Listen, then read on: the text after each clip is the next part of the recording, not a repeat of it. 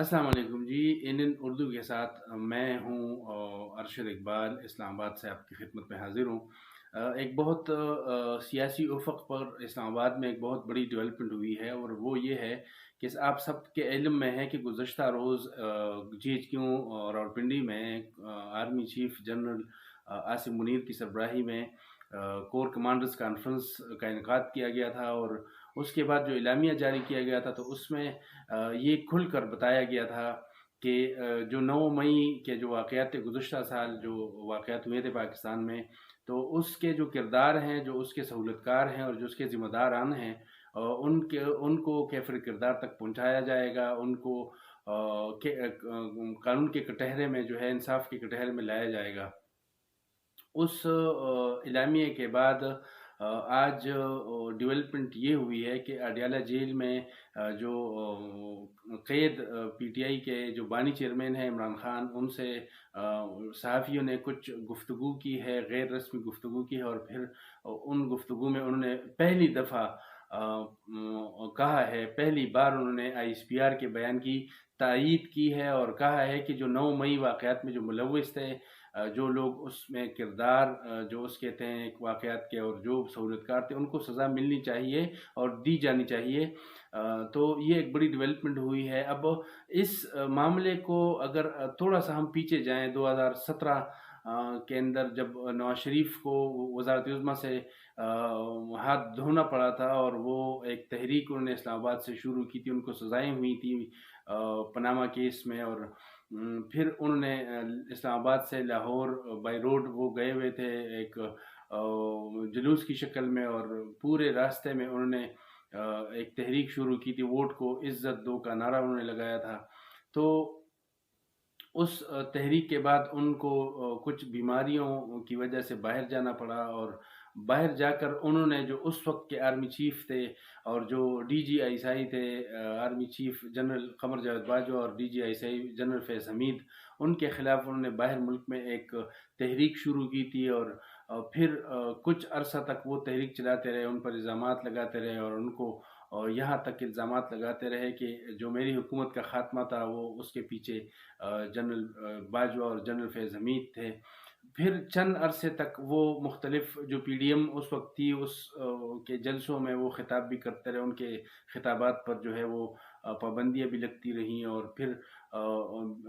जब ये मामला कुछ अरसे चला, तो फिर उनकी इस्टेब्लिशमेंट से जो है वो बातचीत हुई, और फिर उनको खामोश रहना पड़ा। तो अब ये जो इमरान खान साहब ने जो ISPR के जो बयान की तायीद की है, तो महसूस होने लगा है कि उन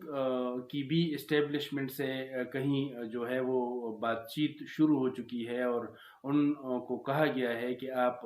जो है वो इस्टेब्लिशमेंट से जो के ख़िलाफ़ जो आप गुफ्तगू करते हैं, तो उसको उसको आपको छोड़ना होगा। तो ये एक ऐसी सिचुएशन बनी हुई है कि ये पाकिस्तान में पहले भी होता रहा है। नवाज शरीफ से पहले भी इस तरह जरदारी की हुकूमत में जो 2008 में बनी थी, उसमें भी यही मसाइल थे, इस्टेब्लिशमेंट के साथ मसाइल हुए थे। फिर उस वक्त यूसुफ रज़ा गिलानी को हुकूमत जो वज़ारत उज़्मा छोड़नी पड़ी, और उनकी जगह पर राजा परवेज़ अशरफ आए। फिर नवाज शरीफ के साथ ये हुआ, नवाज शरीफ को भी हटाना पड़ गया था। उनके बाद फिर वज़ारत उज़्मा पर शायद ख़ाक़ान अब्बासी आए हुए, तो जो आजकल नूनीक से नाराज़ बने हुए हैं और अपनी अलग जमात बनाने के लिए कोशिशें कर रहे हैं। और अब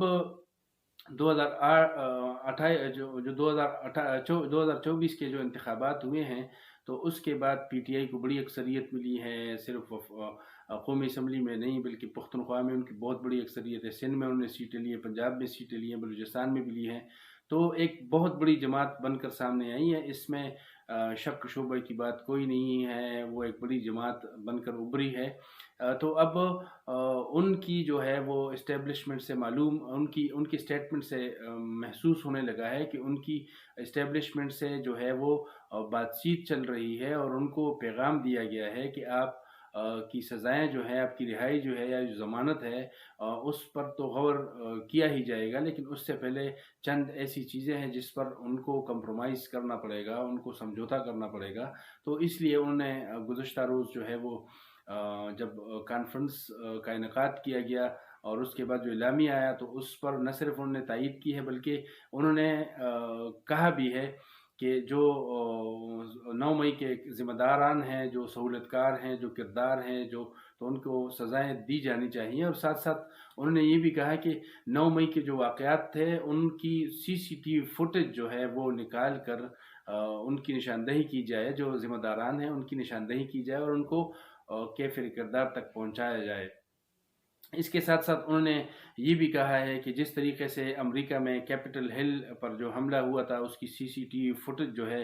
اس کی مدد سے لوگوں کو پکڑا گیا تھا اور ان کو سزائیں دی گئی تھیں، تو اس طریقے سے پاکستان میں بھی یہی لوگ جو ہے ان کو سزائیں دی جائیں۔ تو یہ محسوس ایسے ہو رہا ہے، ایسے لگ رہا ہے کہ عمران خان کی بیک ڈور جو اسٹیبلشمنٹ سے بات چیت ہے وہ شروع ہو چکی ہے، اور اگر ان کو رہائی نہیں بھی ملتی تو ضمانت پر وہ باہر آنے کے چانسز بڑھ گئے ہیں، اور جب وہ باہر آئیں گے تو ظاہر ہے کہ ان کو وہ چیزیں جو ہیں وہ فالو کرنی پڑیں گی، جیسے نواز شریف کے ساتھ ہوا تھا، وہ باہر گئے اسٹیبلشمنٹ کے ساتھ، انہوں نے جو ہے ان کی مخالفت شروع کر دی تھی۔ اس وقت کے army chief general Qamar Javed Bajwa اور اس وقت کے DGI جنرل فیض حمید کے خلاف انہوں نے مہم شروع کر رکھی تھی۔ اس طریقے سے عمران خان کو جب وزارت عظمیٰ سے